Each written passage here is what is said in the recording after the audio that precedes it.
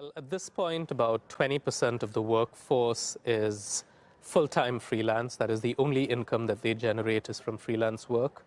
But an additional 20% of the US workforce is supplementing income from a full-time job through freelance work. And so the folks who are doing it full-time, that is like, that first 20%, a vast majority of them are doing it by choice.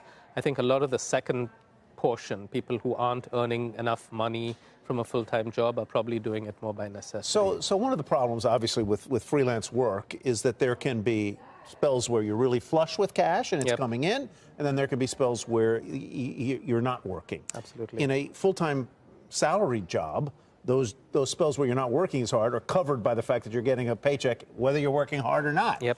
Here, you don't have that. So what if we go more and more to freelance? What is a way to paper over those gaps, those dry spells? It's a great question. See, I think we've gotten used to, in the last few decades, of the employer sort of playing that role of ensuring, of smoothing over the gaps.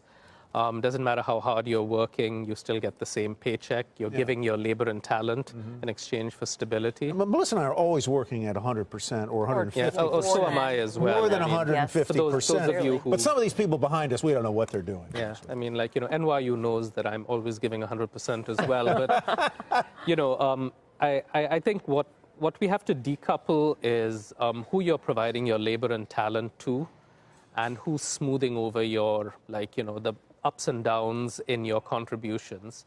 And what I'm calling for is a new form of income insurance, something that allows you to do freelance work, and more of the workforce is going to be freelance. We're going to have large companies using platform workers. You're going to have people running their consulting and legal businesses through digital platforms. To be able to sort of look back at your history, allow you to pay a little of a premium, and then sort of set a floor on how low your income can go every month, so that even if you're a freelance worker, you can still commit to a mortgage payment, commit to a college fund. Isn't this called a savings account? I mean, if you're a freelancer, right, I mean, if you're a freelancer now, isn't that what you do inherently? So why does the government need to step in and smooth it over for anybody? Well, I think it's because the amount of volatility that we've seen in income streams has been growing steadily over the last 20 years. And it's one thing to say, well, it's your responsibility. It's another to say, here's an easy way. This is good for society if there is income stability, if people don't default on their mortgages, if they continue to pay to college funds. And so much like the government provides incentives for you to save for retirement, I think it's a good idea for the government to start to provide incentives. I'm not saying that they should be like, kind of like a 401k. In other words, you might put in pre-tax money into an account that could then, in an emergency, become your cushion.